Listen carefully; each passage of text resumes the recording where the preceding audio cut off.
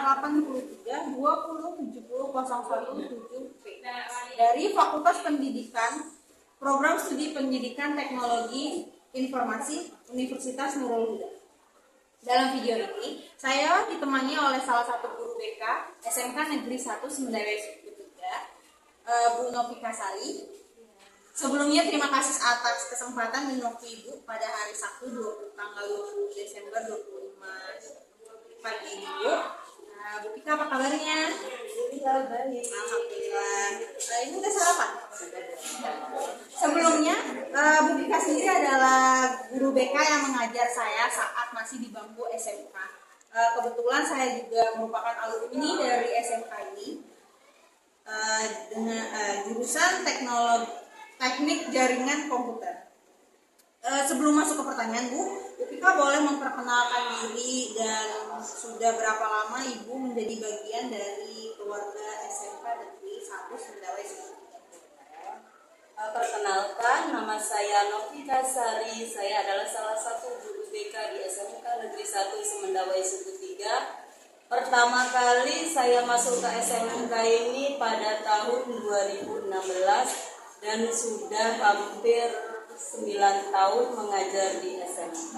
Masya Allah. Mungkin cukup itu dulu perkenalan di awal. Terima kasih Bu atas perkenalan singkatnya. Mungkin kita langsung masuk ke pertanyaan. Pertanyaan pertamanya Bu. Bagaimana peran dan tugas Bu Pika sebagai guru BK di sekolah ini? Oke, peran di sini sebagai guru BK pertama itu membimbing, mengarahkan dan memberikan layanan bimbingan konseling kepada seluruh peserta didik agar dapat berkembang secara optimal baik secara akademik, sosial maupun emosional. Dan layanan ini tidak hanya bersifat kuratif atau mengatasi masalah, tetapi juga bersifat preventif, yaitu sebagai pencegahan dan pengembangan potensi. Dan sedangkan tugas guru BK sendiri, yang pertama itu adalah kita menyiapkan atau menyusun program. Yang kedua, membimbing siswa. Yang ketiga, kegiatan evaluasi layanan, baik secara pribadi, sosial, belajar, dan karir. Yang keempat, sebagai konselor. Yang kelima, menyediakan layanan konsultasi. Yang keenam atau yang terakhir, berkoordinasi dengan pihak lain. Banyak Bu sebenarnya ya. Pertanyaan berikutnya, berapa jumlah siswa yang menjadi tanggung jawab layanan BK di SMK ini? Oke, kalau menurut Permendikbud 111 tahun 2014, sebenarnya satu guru BK itu memegang 150 siswa. Nah, kebetulan di SMK kita kan ada 3 guru BK-nya dengan jumlah siswa total itu 1000-an lebih. Jadi kalau untuk satu guru BK itu bisa memegang 350-an lebih. Jadi kemungkinan jumlahnya itu lebih dari yang ditentukan. Seharusnya kan 150. Berarti kan ada kemungkinan kurang guru BK kalau hanya dengan jumlah 3 orang. Jadi kemungkinan SMK ini masih memerlukan guru BK. Benar sekali, benar.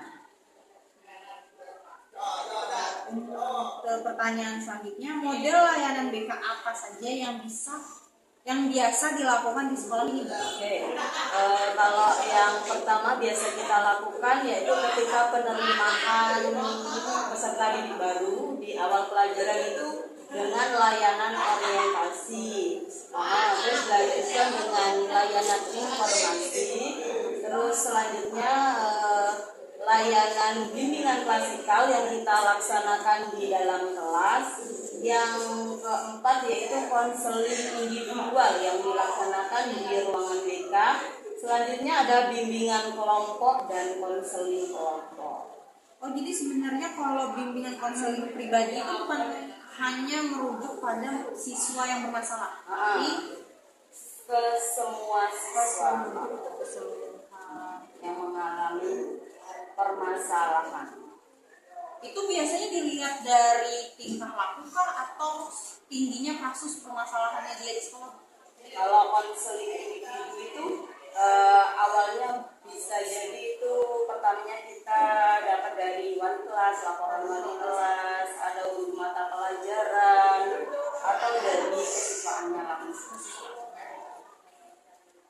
Oke, selanjutnya permasalahan apa saja yang paling sering Ibu temui pada siswa di Nah, SMA? permasalahan di sini kan ada dua ya, ada beberapa.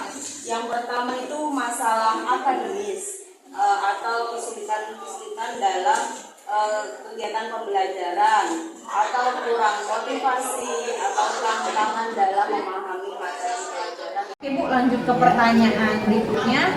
Faktor-faktor apa yang biasanya mempengaruhi munculnya masalah pada siswa? Nah, permasalahan siswa itu biasanya muncul dengan adanya dua faktor. Yang pertama itu faktor internal. Internal itu dari dalam diri si anak. Yang kedua itu faktor eksternal, faktor dari luar lingkungan mungkin yang mempengaruhi. Yang internal itu seperti kondisi fisik, psikologi siswa, kurangnya motivasi belajar, kesulitan dalam memahami diri sendiri ataupun masalah emosi.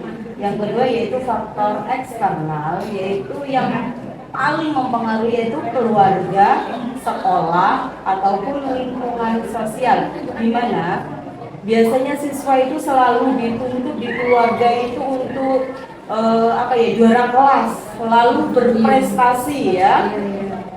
Terus kalau dari lingkungan sekolah mungkin kurangnya fasilitas-fasilitas yang mendukung dia untuk belajar, ataupun ada fasilitas tapi tidak dipergunakan secara bijak. Dan yang terakhir yaitu pengaruh lingkungan.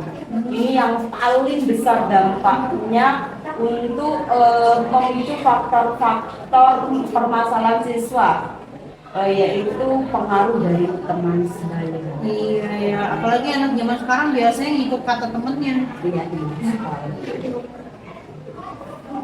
Pertanyaan yang selanjutnya, bisakah Ibu menceritakan satu kasus siswa yang berkesan bagi Ibu?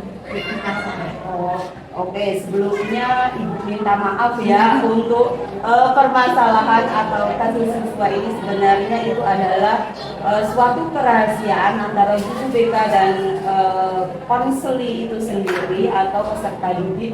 Jadi mohon maaf sekali untuk kasusnya ini tidak bisa untuk Ibu bicarakan atau Ibu publikasikan, tetapi di sini Ibu mengambil hikmahnya. Di zaman sekarang, apalagi anak kita anak SMK, itu adalah masa-masa dia untuk mencari jati diri. Apalagi untuk anak-anak SMK itu memasuki usia remaja ke dewasa awal ya. Nah, di mana di situ banyak sekali pergaulan bebas. Pergaulan bebas.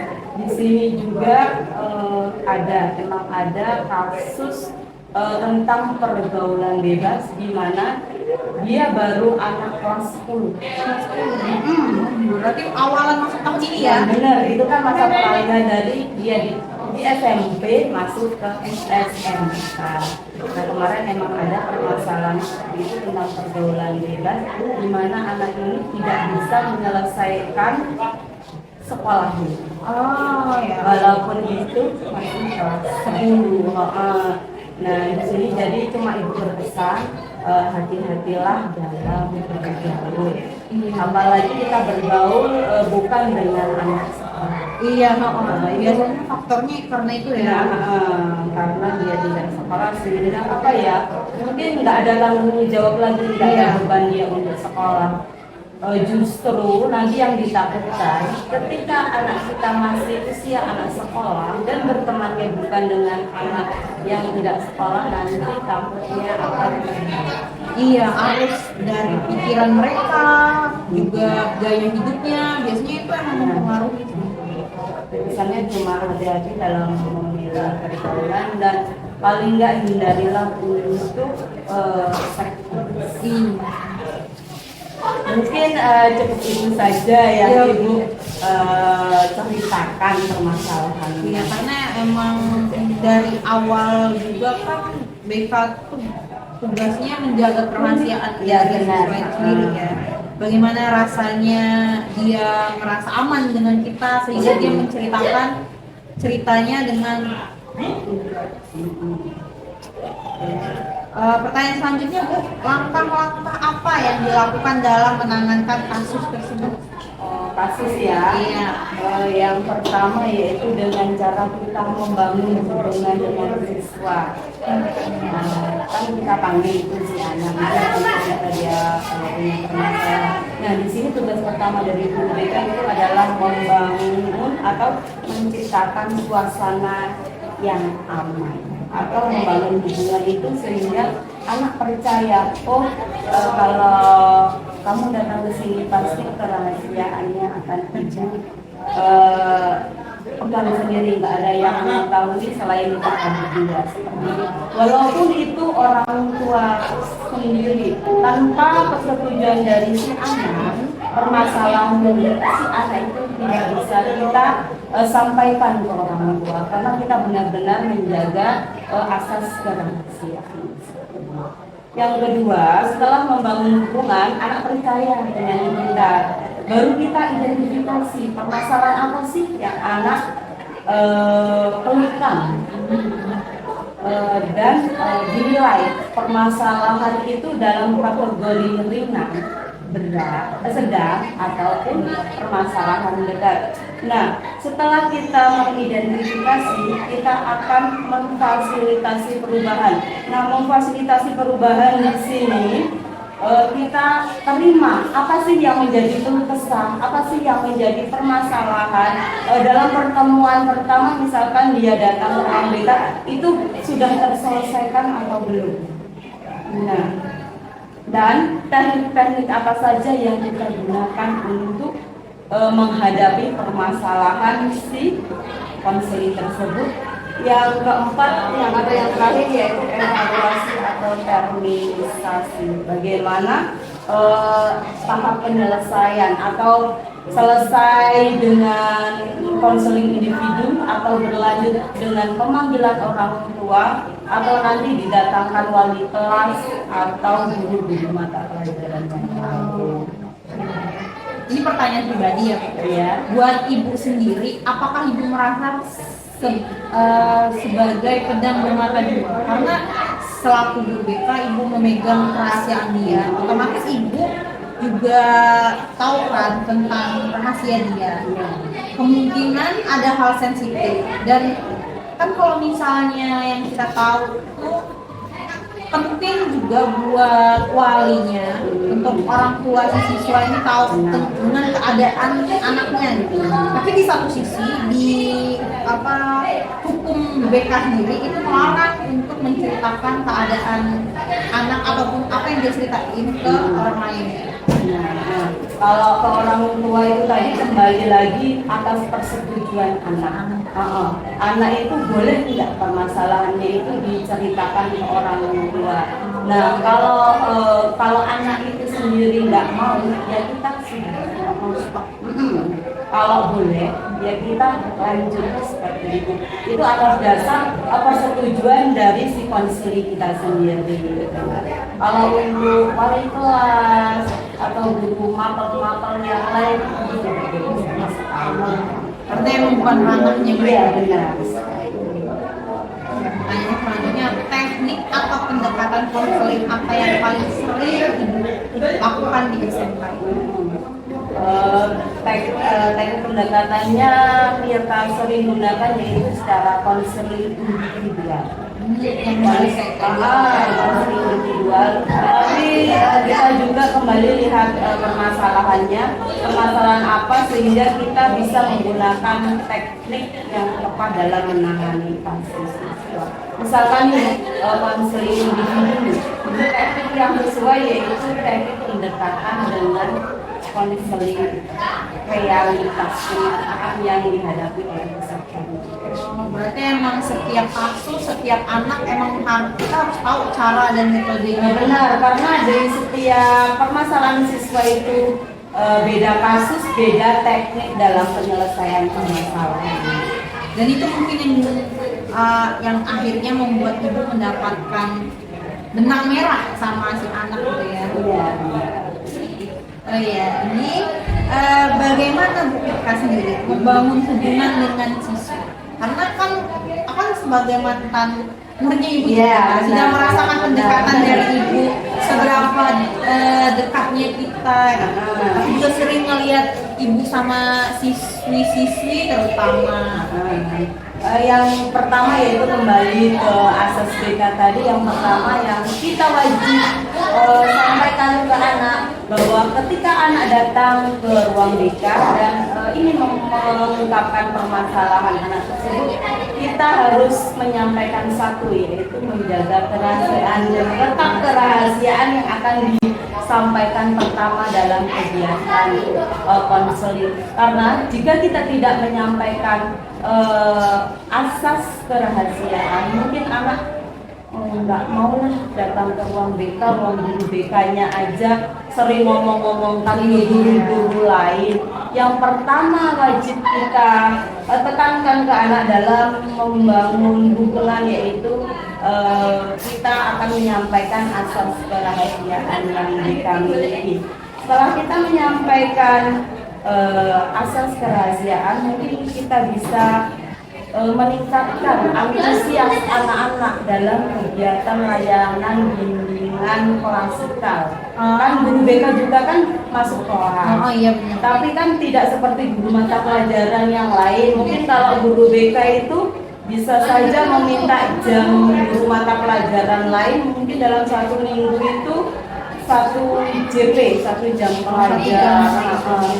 Nah, bagaimana caranya? Kita kan kelas kita banyak, sedangkan jam untuk BK sendiri tidak ada.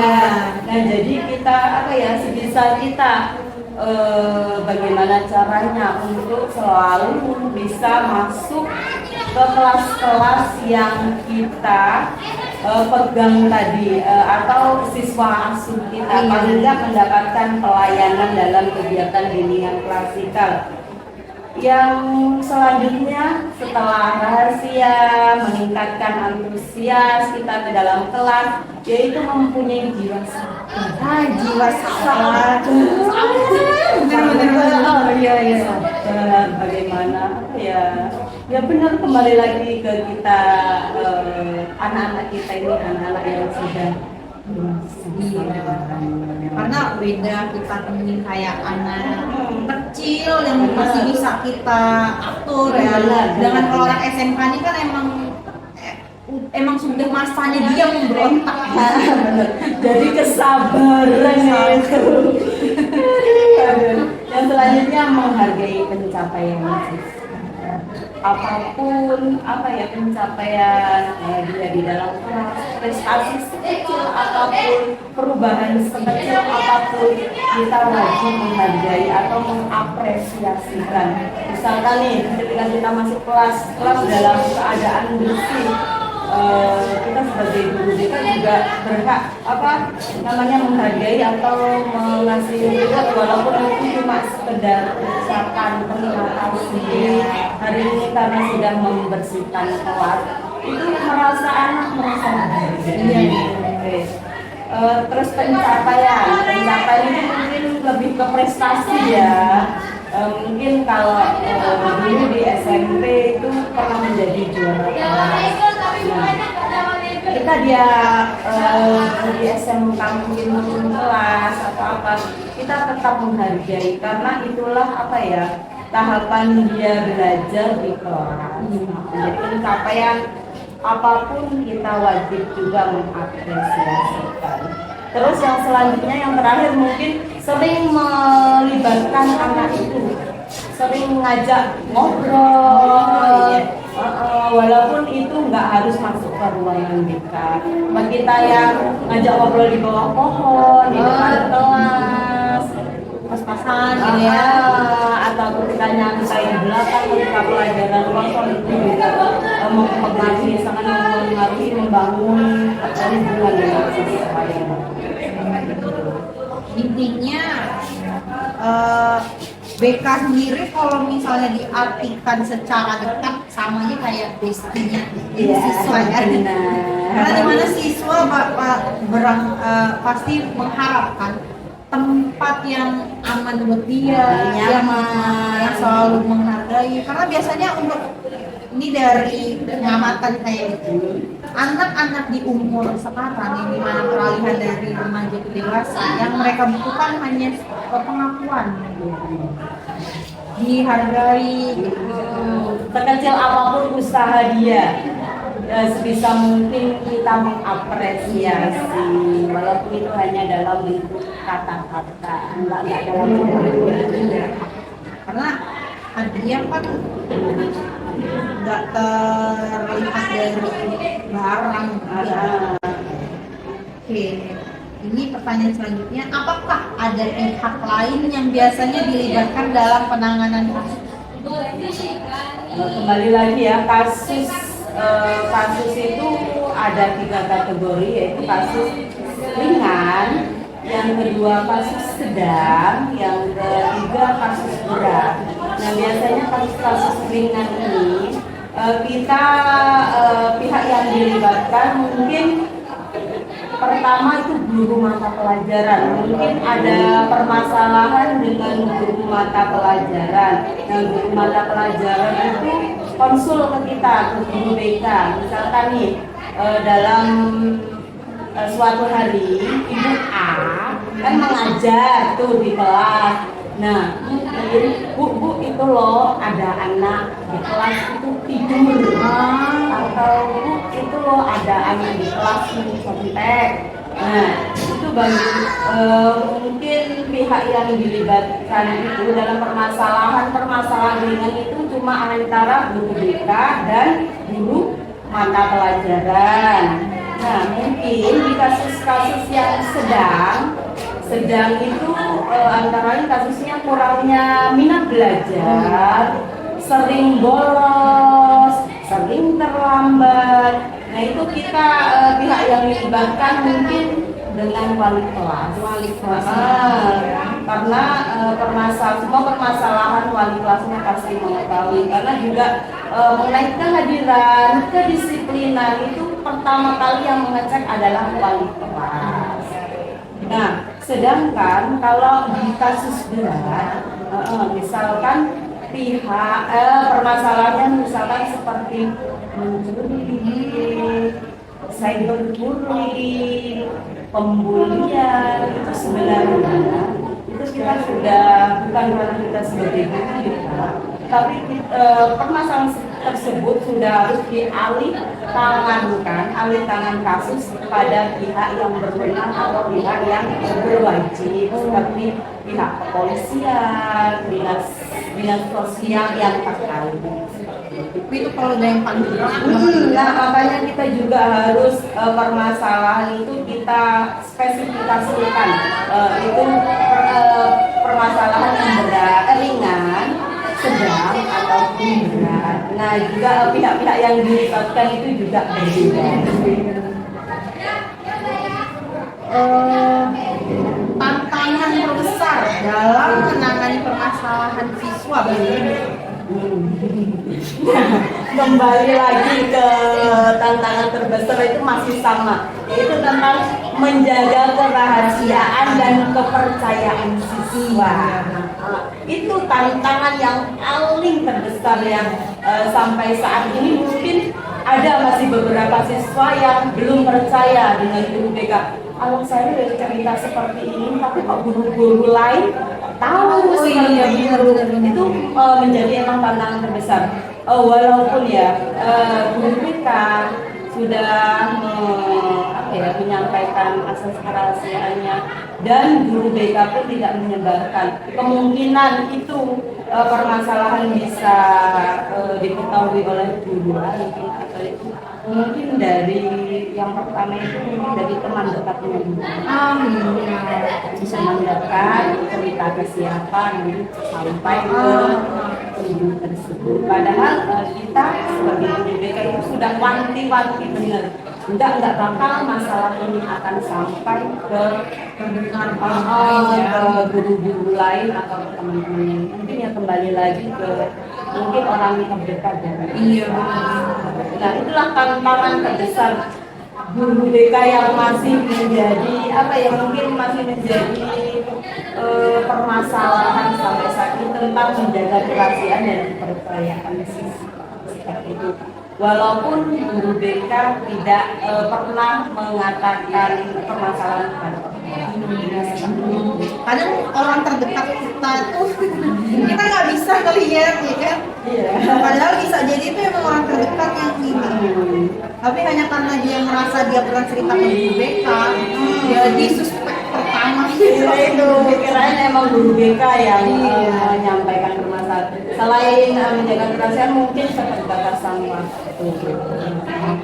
Karena apa ya, banyak sekali dalam satu hari itu permasalahan yang harus diselesaikan, tidak cuma satu orang.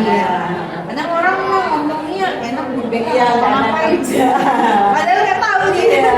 Padahal permasalahan siswa itu bukan permasalahan pribadi saja, bisa mengenai masalah pribadi, sosial, belajar, dan karir. Ada 4 bidang.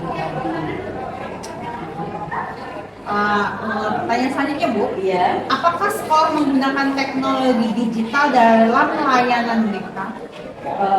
Mungkin kalau teknologi ya kita gunakan, tapi mungkin karena apa ya, di sini kalau di sekolah itu yang paling mempengaruhi yaitu sinyal. Iya benar. Sebenarnya proses apa ya, proses belajar itu bisa dilakukan menggunakan daring kan. Kalau itu apa, mungkin kan di hari Minggu ketika permasalahan di hari Sabtu itu tidak selesai kan bisa dilanjutkan di hari Minggu. Tapi kalau di jam sekolah kita ingin apa ya, misalkan daring ke anak-anaknya nggak masuk, kita tanyain, mungkin itu salah satu faktor menghambat penggunaan teknologi digital untuk masalah layanan BK. Kalau aplikasi atau penyimpanan data itu sudah menggunakan teknologi digital. Iya, karena Pak di zaman sekarang juga kayaknya nggak mungkin kalau masih manual ya, mencatat segala macam. Tapi mencatat itu emang masih di buku, tapi nanti kan inputan terakhir kita masukkan ke aplikasi digital. Untuk proses dokumentasi layanan BK bagaimana? Dokumentasi kalau untuk BK sendiri seperti yang Ibu utarakan tadi, catatan itu masih manual. Setelah kita catat kejadian-kejadian, proses layanan bimbingan konselingnya kita catat dulu kan. Setelah itu kita baru dipindahkan ke laptop atau bisa di print nantinya, nggak hanya tulis tangan tetapi bukunya juga tersimpan di laptop itu. Nah, data-data itu bisa banyak kan, data-data yang di BK itu seperti data pribadi siswa, dari mulai nama, alamat, tempat tinggalnya di mana, jaraknya, kondisi orang tuanya seperti apa. Kita bisa mengetahuinya yaitu di data pribadi siswa. Jadi hal yang pertama yang kita bisa cek dari data pribadi siswa. Setelah data pribadi mungkin dokumentasinya yaitu catatan harian. Nah jadi guru BK itu setiap harinya mencatat dari anak berangkat sekolah itu kan kita sudah di depan menyambut siswa. Nah mungkin dokumentasi catatan hariannya itu mencatat anak-anak yang terlambat itu dari kelas berapa saja, jurusan apa. Nah itu setiap hari. Terus yang selain keterlambatan mungkin absensi di Jakarta kemudian itu absensi. Terus permasalahannya apa saja pada hari ini? Terus kita pemanggilan orang tua dan jadi kita punya catatan hadiah sendiri. Terus yang selanjutnya yaitu laporan layanan kan ada layanan klasikal di dalam kelas, ada konseling individu, ada bimbingan kelompok dan konseling kelompok. Itu pun ada laporan. Terus yang selanjutnya yaitu membuat program. Oh, ada program itu. Contoh kecil dari program yang Ibu maksud gimana? Program itu kegiatan apa saja sih? Kegiatan guru BK misalkan dalam 1 bulan, 1 bulan program semester namanya. Semester di dalam bulan itu kan biasanya kan ada pemanggilan anak itu berapa kali, pemanggilan orang tua, fisik, jadi banyak sekali yang itu. Terus masuk kelas, pelayanan bimbingan kelompok, konseling individu, itulah yang tercatat dalam program kerja. Terus yang terakhir bukti. Karena mungkin kita akan foto-foto ya. Masih di dalam laporan. Itulah beberapa hal yang ada dari komunikasi. Jadi benar sekali kegiatan yang dilakukan oleh guru kita. Selanjutnya Bu, bagaimana kerjasama antara guru BK dan guru lain serta orang tua?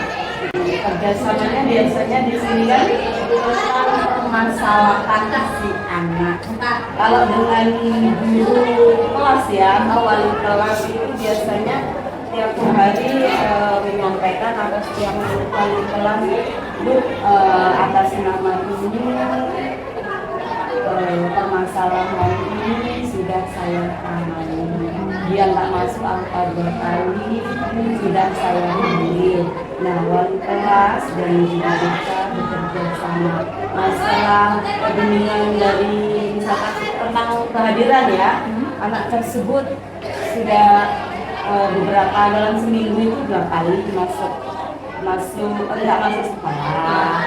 Nah itu kan permasalahan yang pertama yang mengetahui adalah wali kelas. Wali kelas dalam 2 kali orang nggak sih manggil anak, ditanya kenapa sih Kak kamu kemarin 2 hari nggak bisa. Nah yang pertama itu kan wali kelas. Nah wali kelas mengetahui, wali kelas sudah mengingatkan, menegur, menyampaikan apa yang menjadi tugasnya, sudah menanyakan kemana kayak gitu. Nah selanjutnya tugas wali kelas adalah melaporkan itu bahwa misalkan di kelas 10 atas nama Aulia 2 kali nggak masuk sekolah itu sudah saya panggil dulu. Nah nanti kalau ketiga kalinya nggak masuk, nanti saya serahkan di Aulia itu ke guru kita. Jadi kan ada tindak lanjut dari wali kelasnya ke guru BK. Nah baru yang kerjasama dengan orang tua. Masalah Aulia 2 kali nggak masuk, mana kebetulan di hari Jumat Aulia nggak masuk lagi. Nah kan berarti si Aulia itu sudah dari wali kelas sudah diserahkan ibu. Nah tugas itu sebagai guru kita panggil semua anaknya, sama nggak sih permasalahan yang dilakukan dari wali kelas ke guru BK. Nah ketika ketiga kalinya, ketika pertanyaan satunya sama dengan alasan nggak ada motornya dibawa orang tua. Berarti peran orang tua itu untuk mengklarifikasi penjelasan dari setelah dari penjelasan dari guru motor, misalnya permasalahan masih sama, nggak ada dengan alasan nggak ada motor. Nah kerjasama dengan kita dengan orang tua sebagai guru BK itu melakukan pemanggilan orang tua. Kita datangkan orang tua ke sekolah. Apa benar sih anak ini permasalahannya seperti ini?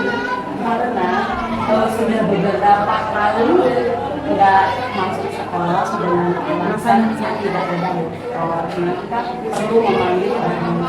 Mungkin itu kerjasama antara guru BK, wali kelas, dan orang tua. Salah satu contoh ya, masih banyak contoh yang lain. Iya, karena nggak permasalahan dan kasus siswa kayaknya nggak cuma itu. Benar. Lagi zaman sekarang mereka pintar cari alasan. Benar. Ini adalah pertanyaan terakhir Bu. Saran Bu Ika sendiri bagi mahasiswa sebagai calon guru atau konselor. Ini kan berarti Aulia kan masih semester berapa? Ini semester 3. Semester 3. Selesainya di semester selesai skripsi 7 atau 8 kan berarti kan mungkin nanti ada kesempatan Aulia untuk bergabung karena mau kekurangan guru BK. Mungkin sarannya yaitu Aulia nanti sebagai guru BK bisa lebih menunjukkan empati atau keterampilan mendengar. Nanti ketika Aulia sudah menjadi guru BK itu lebih berempati kepada anak atau mendengar paling tidak mendengarkan yang menjadi kelukesan iya. Terus lebih memahami guru BK yang apa tugasnya apa, ini memahami pengetahuan dasar dasar BK itu harus dipahami. Terus yang selanjutnya membangun